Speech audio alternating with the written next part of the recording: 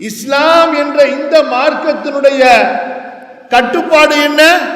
நீ முஸ்லிமா, அல்லாஹ் ஒருவனுக்குத்தான் நீ சஜ்தா செய்ய வேண்டும். وَأَنَّ الْمَسَاجِدَ لِلَّهِ فَلَا تَدْعُوا مَعَ اللَّهِ أَحَدًا.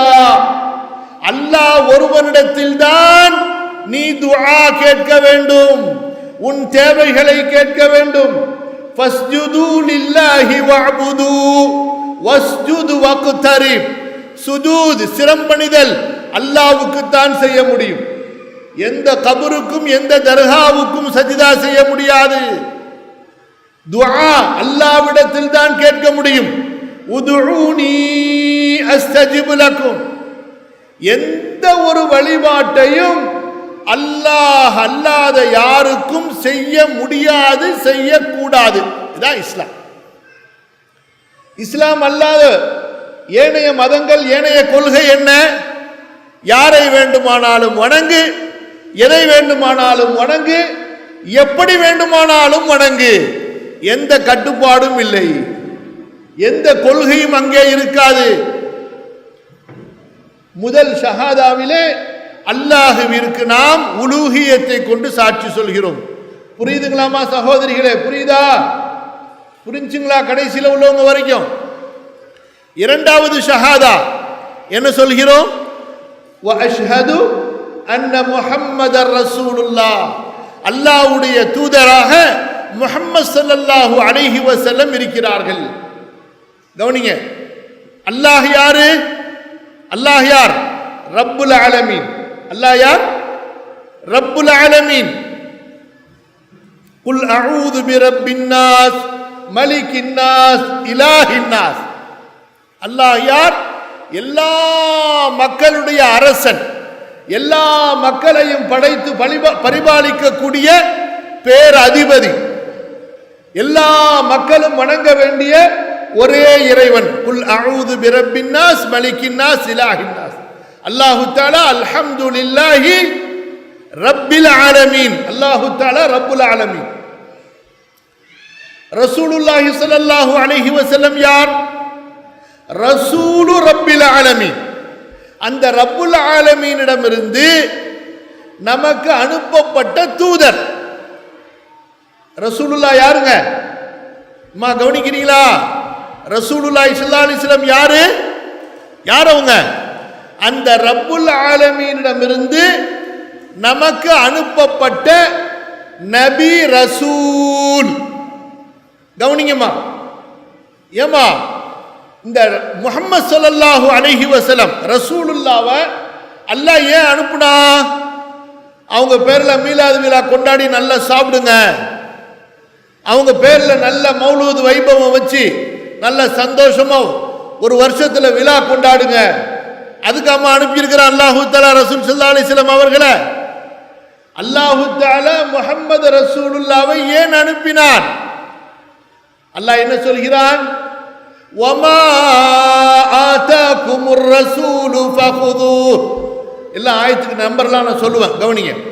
வமா நஹாகும் அன்ஹு ஃபன்தஹூ குல் அதீஉல்லாஹ வர் ரசூல் ومن يطع الرسول فقد اطاع الله ومن يطع الله ورسوله فقد فاز فوزا عظيما وان تطيعوه تهتدوا. அல்லாஹ் தஆலா மிகப்பெரிய மகத்தான அருட்கொடையாகிய முஹம்மது ரசூலுல்லாஹ் ஸல்லல்லாஹு அலைஹி வஸல்லம். ரசூலுல்லாஹ், நபியுல்லாஹ், முஹம்மது என்று சொல்லும்போது நம்ம என்ன செய்யணும்? சொல்லுங்க. ஸல்லல்லாஹு அலைஹி வஸல்லம் என்று பிரியத்தோட பாசத்தோட ஸலவாத் சொல்லணும். அல்லாஹ் தஆலா நபி ஸல்லல்லாஹு அலைஹி வஸல்லம் அவர்களை ஏன் அனுப்பினான்? அகில உலக மக்களுக்கெல்லாம் அருட்கொடையாக அகில உலக மக்களை அல்லாஹ்வின் பக்கம் அழைப்பதற்காக.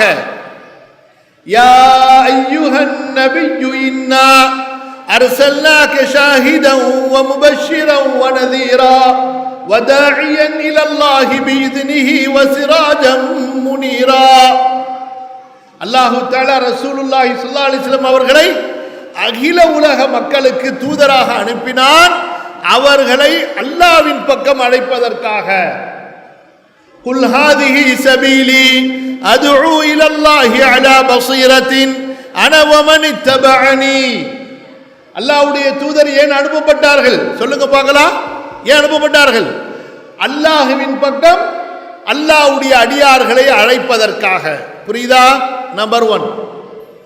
நம்பர் 2, அல்லாஹுவை எப்படி வணங்க வேண்டும் என்று அந்த வணக்க வழிபாடுகளை நமக்கு கற்றுக் கொடுப்பதற்காக அல்லாஹு தஆலா தூதரை அனுப்பினார் ஸல்லல்லாஹு அலைஹி வஸல்லம். அல்லாஹு தஆலா ரசூலுல்லாஹ் ஸல்லல்லாஹு அலைஹி வஸல்லம் அவர்களை ஏன் அனுப்பினான்?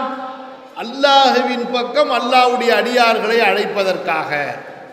இரண்டாவது, அல்லாஹுவை நாம் எப்படி வணங்க வேண்டும், அல்லாஹுவை நாம் எப்படி நெருங்க வேண்டும் என்பதை நமக்கு காண்பித்துக் கொடுப்பதற்காக அல்லாஹு தஆலா அந்த நபியை, அந்த ரசூலை அனுப்பினான் ஸல்லல்லாஹு அலைஹி வஸல்லம். ஹலால் எது, ஹராம் எது,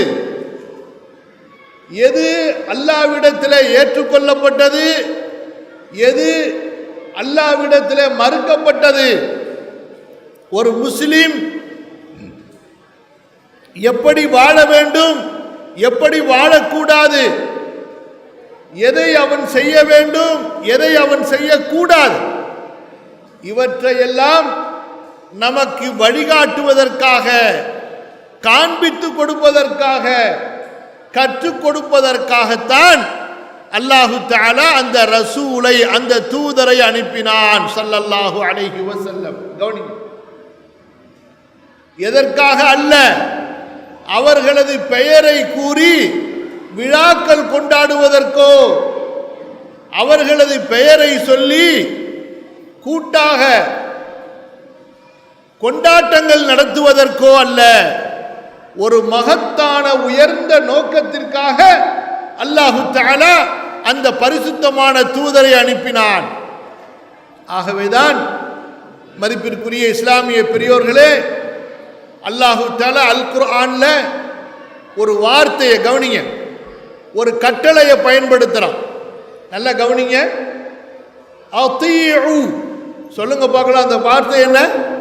அத்தீஉ, கட்டுப்படுங்கள், கீழ்ப்படியுங்கள், சொல்வதை கேளுங்கள், சொல்வதை செயல்படுத்துங்கள். அத்தீஉ, எதிர்த்து பேசக்கூடாது, மறுத்து பேசக்கூடாது, ஏன் என்று கேள்வி கேட்கக்கூடாது, ஏன் செய்யணுமா, செஞ்சுதான் ஆகணுமா என்றெல்லாம் திமிர் பேசக்கூடாது.